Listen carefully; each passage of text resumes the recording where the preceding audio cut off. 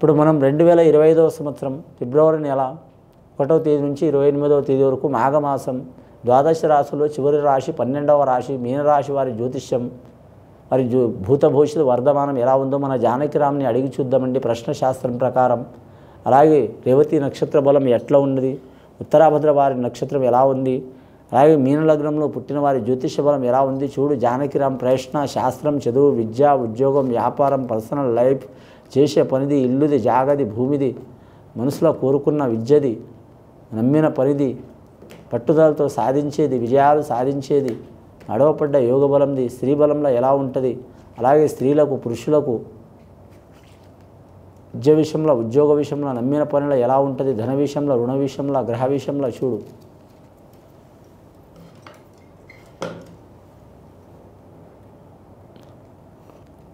వారి పేరు మీద వచ్చిండండి జెండాపై కపిరాజు ఆంజనేయ స్వామి వచ్చిండు, భక్తాంజనేయ స్వామి వచ్చిండు, బాలకృష్ణుడు వచ్చిండు వారి పేరు మీద. అలాగే సరస్వతి దేవత వచ్చింది వారి జాతక బలంలా.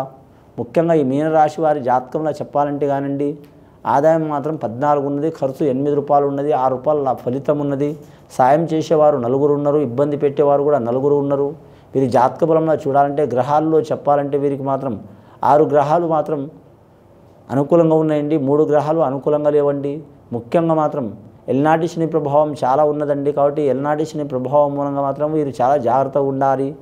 ముఖ్యంగా వీరి జ్యోతిష బలంలో చూడాలంటే మాత్రం వీరి జాతకంలో చూడాలంటే మాత్రం ఏ పని చేసినా మాత్రం ముఖ్యంగా ఆంజనేయ స్వామి అలాగే రామాలయంలో పోయి సీతారామ ఆంజనేయ స్వామిని పూజ చేయటం చాలా వరకు మంచిదండి.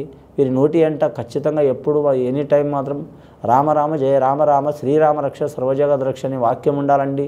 ఆ శని ప్రభావం మాత్రం తగ్గే అవకాశం ఉంది, మనోధైర్యం పెరిగే అవకాశం ఉంది, ఏ పని చేసినా కలిసి వచ్చే అవకాశం ఉంటుంది.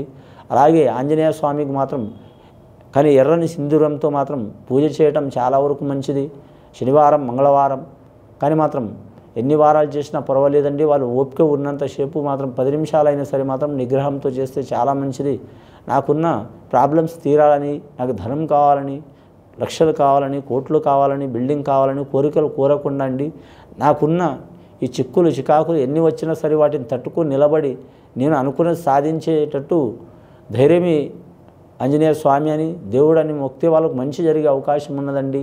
ముఖ్యంగా శ్రీకృష్ణుడు కూడా వచ్చిండు కాబట్టి వారి పేరు మీద చూడాలంటే ఎంతటి విపత్తు వచ్చినా కూడా మాత్రం ఆ శ్రీకృష్ణుడు తప్పించే అవకాశం ఉంటుందండి వారి జాతక బలంలా. సరస్వతి దేవత వచ్చింది అంటే వారు ఎంతటి కష్టాన్నైనా సరే మాత్రం వారి తెలివితేటలతో అధిగమించే యోగం ఉన్నదండి. ఈ మీనరాశి వారి జాతకంలో కుటుంబంలో అయితే ఇబ్బందులు తప్పవండి.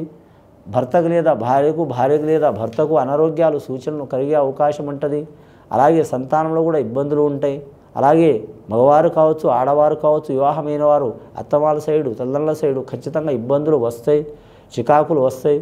వేరే దేశం, వేరే రాష్ట్రం పోయి బిజినెస్ చేయాలనుకునేవారు, కళ్యాణం చేసుకోవాలనుకునేవారు, వేరే దేశం, వేరే రాష్ట్రం పోయి ఉద్యోగం చేయాలనుకునే వారికి మంచి ఫలితాలు కనబడే అవకాశం ఉంటుంది. ముఖ్యంగా వీరు ఏది మాట్లాడిన వివాదాస్పద యోగం ఉంటుంది కాబట్టి ఏదైనా సరే ఆచితూచి అడుగు వేయాలంటే ఈ రాశి వారికి మాత్రం నిదానంగా ఉండటమే అలవాటు ఉంటుంది, మౌనంగానే ఎదిగే అలవాటు ఉంటుంది. కానీ మాత్రం ఒక చెట్టు లాంటి జాతకం వీరిది, 10 మందికి నీడనిచ్చే చెట్టు లాంటి మహావృక్షం లాంటి జాతకం వీరి పేరు మీద. వీరి జాతకంలో ఎవరికి పూజ చేసినా చేయకపోయినా మాత్రం ఖచ్చితంగా కులదేవత ఆరాధన చేయటం చాలా వరకు మంచిది.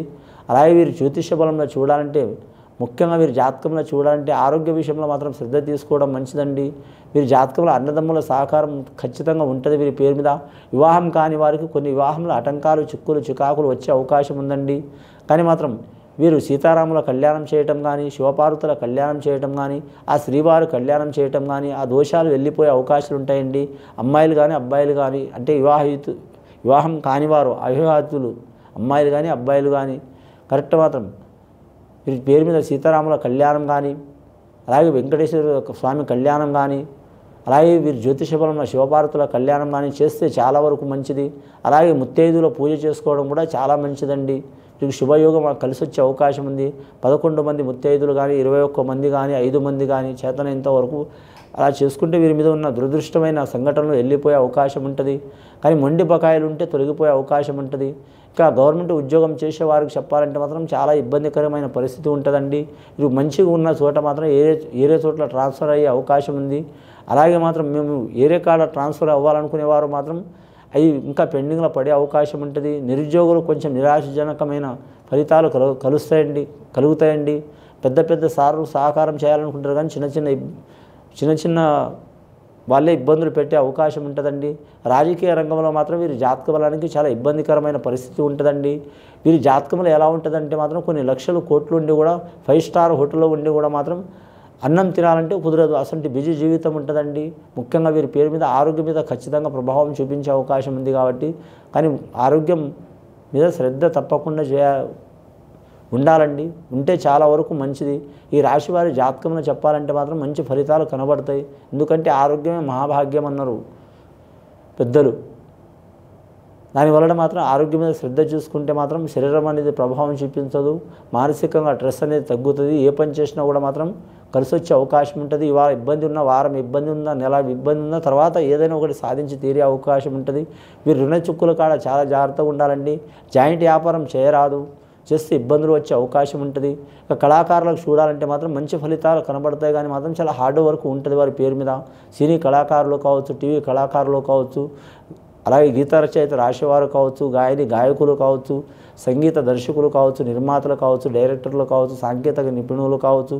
కానీ మాత్రం మిశ్రమ ఫలితం ఉంటుంది. హార్డ్ వర్క్ ఎక్కువ ఉంటుంది.